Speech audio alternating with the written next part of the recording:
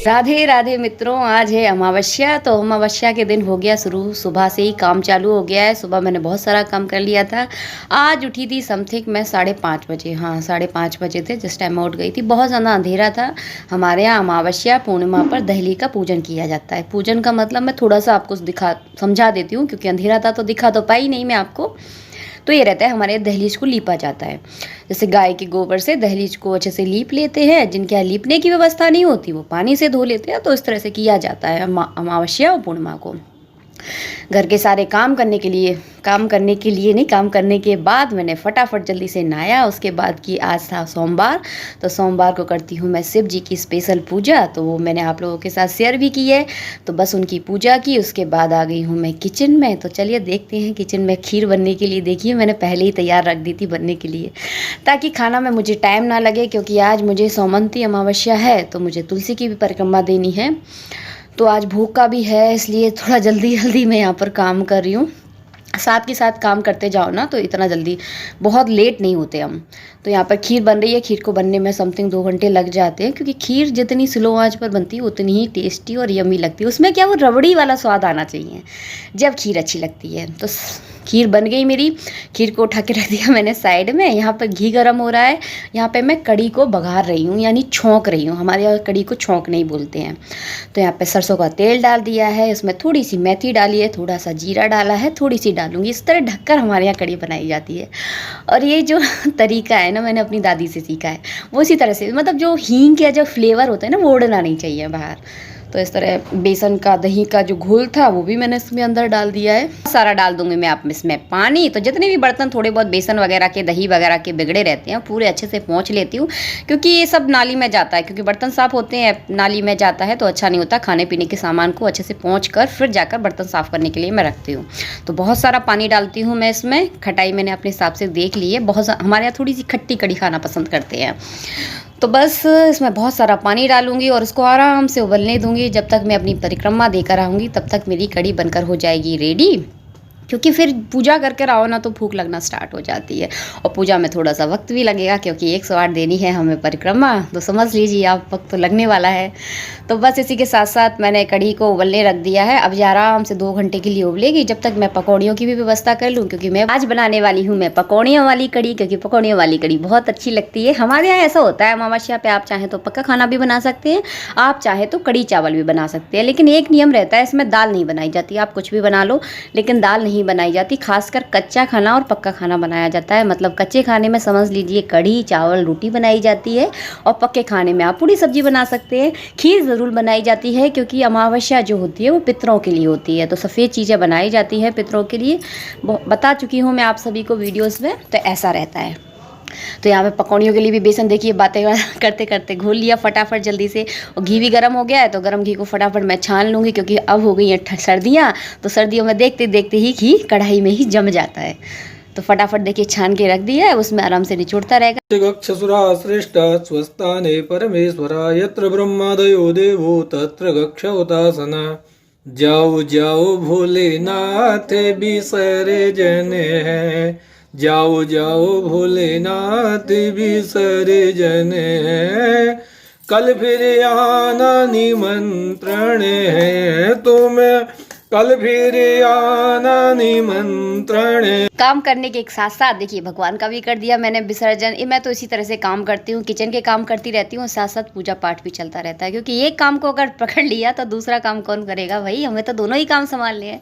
तो मेरा तो हमेशा यही रहता है, साथ के साथ पूजा पाठ भी चलती है और घर का काम भी चलता है। इससे क्या होता है, ज़्यादा लोड नहीं पड़ता। साथ के साथ पता नहीं चलता कि पूजा पाठ भी कब हो जाती है, चलते फिरते भोजन भी बन जाता है हमारा। तो ऐसा ही रहता है। और देखिए पकौड़ियाँ बन गई। मैंने फटाफट भगवान का विसर्जन क्या है, जो मिट्टी वाले मूर्तियाँ होती हैं उनका विसर्जन थोड़ा सा जल्दी करना होता है। ज़्यादा टाइम तक रखेंगे तो मूर्तियाँ खंडित हो जाएंगी, इसीलिए हमें जल्दी करना होता है। इसलिए मैंने खाने के बीच में ही जाके भगवान का विसर्जन कर दिया। उनको मैंने भोग ज़रूर लगा दिया था खीर का, क्योंकि खीर बनाई थी भोग में, इसलिए।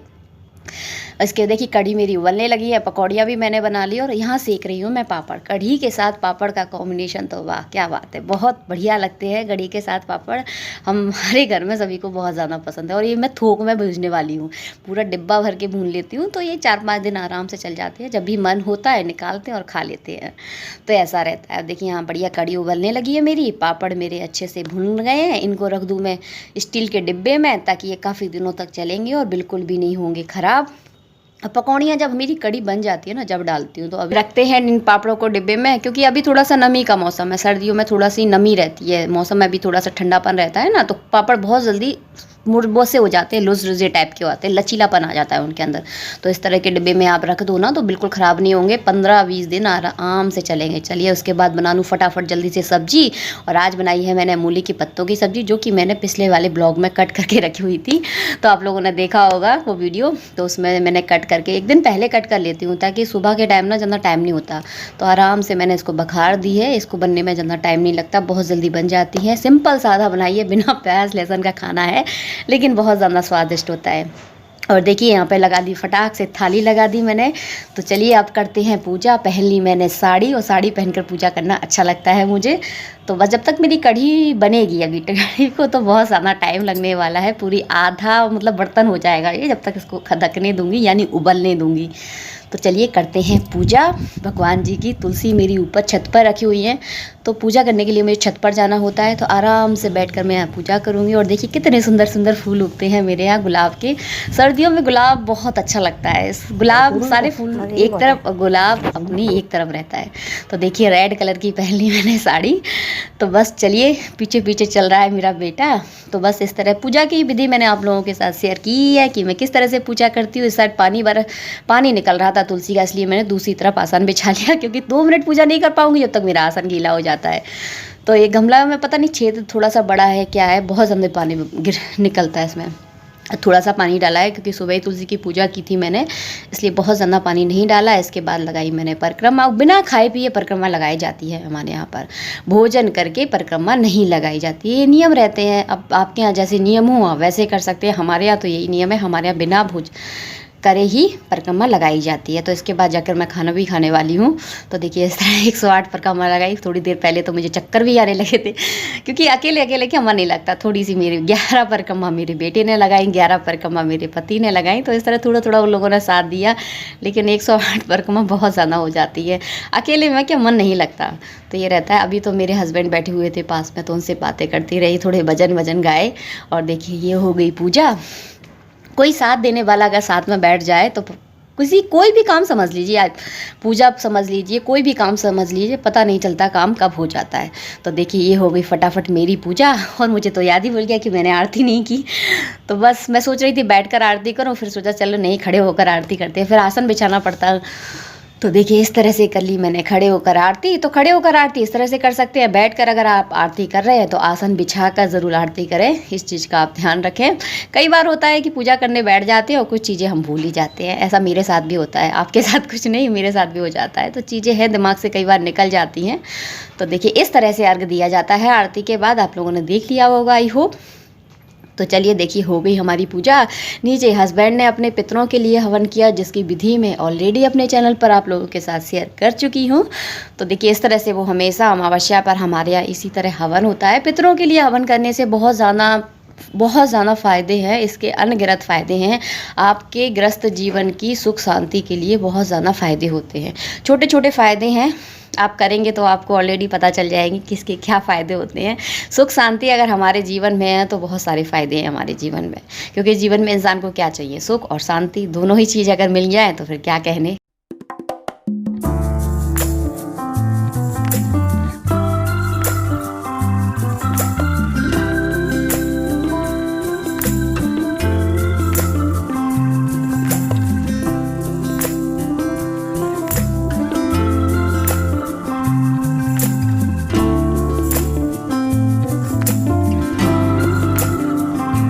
यहाँ पर लगा रहे हैं मेरे पति खीर का भोग। अगर बड़े बड़े भोग हवन हम अपनी ज़िंदगी में नहीं कर पा रहे हैं, तो इस तरह से छोटे छोटे हवन करके इनका भी पुण्य हम अपने जीवन में प्राप्त कर सकते हैं। तो इस तरह से आप छोटे छोटे हवन छोटे छोटे ओकेज़न पर आप करते रहें। तो देखिए बस हस्बैंड कर रहे हैं वहाँ पर हवन, मैं बना रही हूँ यहाँ पे फटाफट जल्दी जल्दी गर्मा गर्म रोटियाँ, क्योंकि घर में सभी को ही भूख लग रही है। किसी ने कुछ भी नहीं खाया है, बस बेटे ने ज़रूर दूध पिया था, बाकी किसी ने भी कुछ नहीं खाया है। बज गए हैं 11 और बिना नाश्ता के हमारे यहाँ 11 बजे तक तो हल्ला मचना स्टार्ट हो जाता है, क्योंकि सभी को मतलब जल्दी खा लेते हैं रात में, तो सभी को बहुत जल्दी भूख लग जाती है। और देखिए कढ़ी का कलर कितना अच्छा उबल कर आया है, इस तरह की मलाई पड़ना स्टार्ट है, मतलब तेल सा उतरने लगता है, तो समझ लीजिए आपकी कढ़ी बनकर हो गई है रेडी। अब डाल दूंगी इसमें पकौड़ियाँ, और बड़ी सॉफ्ट पकौड़ियाँ बनी थी मेरी आज की अपने मुँह से अपनी तारीफ ही कर लूँ, क्या करूँ। तो देखिए बन गया, थोड़ा सा डाल दिया इसमें गरम मसाला, और सबसे मेन चीज़ होती है कढ़ी में, मतलब मुझे तो बहुत ज़्यादा पसंद है हरा धनिया। ताज़ा ताज़ा अगर हरा धनिया कढ़ी में डाल दो, वाह क्या बात है, मतलब कढ़ी का जो स्वाद होता है ना वो दुगना हो जाता है।